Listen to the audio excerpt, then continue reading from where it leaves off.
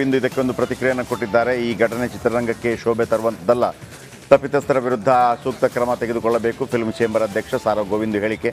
ಸಮಾಜದಲ್ಲಿ ನಾವು ಒಳ್ಳೆಯ ರೀತಿ ನಡೆಯಬೇಕು. ರಾಜಣ್ಣ, ಅಂಬರೀಷ್, ವಿಷ್ಣು ಅವರನ್ನು ನೋಡಿ ಕಲಿಬೇಕು. ಬೆಂಗಳೂರಿನಲ್ಲಿ ಸಾರಾ ಗೋವಿಂದ್ ಹೇಳಿಕೆಯನ್ನು ಕೊಟ್ಟಿದ್ದಾರೆ.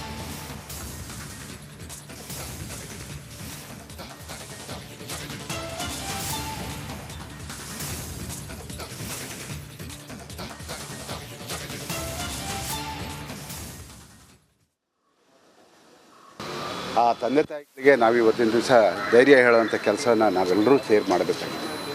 ಘಟನೆ ನಡೆದೋಗಿದೆ. ಇದು ತಪ್ಪು ಸರಿ ಅನ್ನೋದನ್ನು ಕಾನೂನು ನಮ್ಮ ಪೊಲೀಸ್ ಇಲಾಖೆ ಇದೆ, ಅವ್ರು ನೋಡ್ಕೊಳ್ತಾರೆ. ಆದರೆ ಸಮಾಜದಲ್ಲಿ ಯಾವ ರೀತಿ ಬದುಕಬೇಕು ಅನ್ನೋದನ್ನು ನಾವೆಲ್ಲರೂ ರಾಜ್ಕುಮಾರ್ ಅಂಥವ್ರನ್ನ, ವಿಷ್ಣುವರ್ಧನ್ ಅವ್ರನ್ನ, ಅಂಬರೀಷ್ ಅಂಥವ್ರನ್ನ ನೋಡಿ ಕಲ್ತ್ಕೋಬೇಕು. ಎಲ್ಲೋ ಎಡವಿದ್ದಾರೆ ಅನಿಸುತ್ತೆ.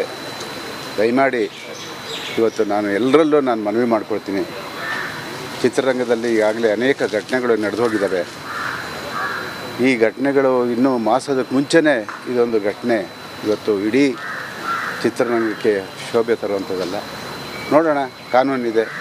ಯಾರು ತಪ್ಪಿತಸ್ಥರೋ ಅವ್ರಿಗೆ ಶಿಕ್ಷೆ ಆಗಲಿ ಅನ್ನೋದೇ ನನ್ನ ಒಂದು ಬಯಕೆ. ಯಾಕೆಂದರೆ ಕಾನೂನು ಮುಂದೆ ನಾವು ಯಾರೂ ಇಲ್ಲ. ನಾವೆಲ್ಲರೂ ಕೂಡ ಕಾನೂನನ್ನು ಗೌರವಿಸುವಂಥ ಜನ. ಹಾಗಾಗಿ ಇವತ್ತು ಕಾನೂನಿಗೆ ನಾವೆಲ್ಲ ತಲೆ ಬೇಕಬೇಕಾಗುತ್ತೆ. ಆ ಕೆಲಸ ಪೊಲೀಸ್ ಇಲಾಖೆ ಮಾಡುತ್ತೆ, ಮಾಡಲಿ.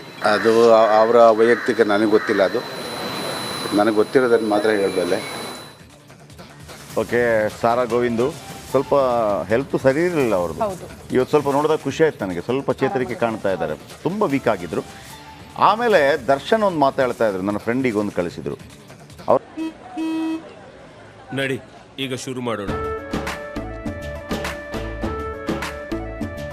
ಕೇಸರಿಯಿಂದ ಮನೋಲ್ಲಾಸ ಮನಸ್ಸು ಮತ್ತೇರಿ ಕುಣಿದಾಡಿದೆ ನೋಡು, ಮನಸ್ಸು ಮತ್ತೇರಿ ಕುಣಿದಾಡಿದೆ ನೋಡು. ಕ್ಷಣ ಕ್ಷಣವೂ ಆಚರಿಸಿ ಕೇಸರಿ ಹಬ್ಬ. ವಿಮಲ್ ಬಾಯಲ್ಲಿ ಹೇಳಿ ಕೇಸರಿ. ತಮ್ಮ ಅಭಿಮಾನಿಗಳಿಗೆ ಹೇಳ್ತಾ ಇದ್ರು, ತಲೆ ಹಿಡಿಬೇಡಿ, ತಲೆ ಒಡಿಬೇಡಿ ಅಂತೇಳಿ. ಇವತ್ತು ಅಭಿಮಾನಿಯ ತಲೆನೇ ಹೊಡೆದಾಕ್ಬಿಟ್ರು. ತಲೆಗೆ ಹೊಡೆದಕ್ಕೆ ಸತ್ತಿರೋದಾತ, ಅದು ರಾಡಲ್ಲಿ ಒಂದು 10-15 ಕಡೆ ಹೊಡೆದಾಕಿದ್ದಾರೆ. ಸಿಗರೇಟ್ ಚುಚ್ಚಿದ್ದಾರೆ, ಬೆಂಕಿ ಸುಟ್ಟಿದ್ದಾರೆ. ಓಕೆ. ಇತ್ತೊಬ್ಬ ಮಗನನ್ನ ಕಳೆದುಕೊಂಡ ರೇಣುಕಾಸ್ವಾಮಿ ಪೋಷಕರ ಆಕ್ರಂದನ ಮುಗಿಲು ಮುಟ್ಟಿದೆ. ಪತಿಯನ್ನ ಕಳೆದುಕೊಂಡು ಪತ್ನಿ ಕಂಗಾಲಾಗಿದ್ದಾರೆ. ಮಗನ ಮೃತದೇಹ ಕಂಡು ತಂದೆ ಗಳಗಳನ್ನೇ ಕಣ್ಣೀರು ಹಾಕಿದ್ದಾರೆ. ಈ ಕುರಿತ ಒಂದು ವರದಿ ಇದೆ, ಬನ್ನಿ ನೋಡ್ಕೊಂಡು ಬರೋಣ. ಬದುಕಿದ್ದಾಗಲೇ ನರಕ ತೋರಿಸಿದ ದರ್ಶನ್. ರೇಣುಕಾಸ್ವಾಮಿ ಮನೆಯಲ್ಲಿ ಶೋಕ ಸಾಗರ. ಕ್ಷುಲ್ಲಕ ಕಾರಣಕ್ಕೆ ಕೊಲೆಯಾದ ರೇಣುಕಾಸ್ವಾಮಿಯದ್ದು ಸುಂದರ ಕುಟುಂಬ. ಮೆಡಿಕಲ್ ಶಾಪ್ನಲ್ಲಿ ಕೆಲಸ ಮಾಡಿಕೊಂಡಿದ್ದ ಈತ ಕುಟುಂಬದೊಟ್ಟಿಗೆ ಖುಷಿಯಾಗಿದ್ದ. ಆದರೆ ದರ್ಶನ್ ಮತ್ತು ಗ್ಯಾಂಗ್ನಿಂದ ನಡೆದಿದೆ ಎನ್ನಲಾದ ಕೊಲೆಗೆ ಇಡೀ ಕುಟುಂಬವೇ ಬೆಚ್ಚಿ ಬಿದ್ದಿದೆ.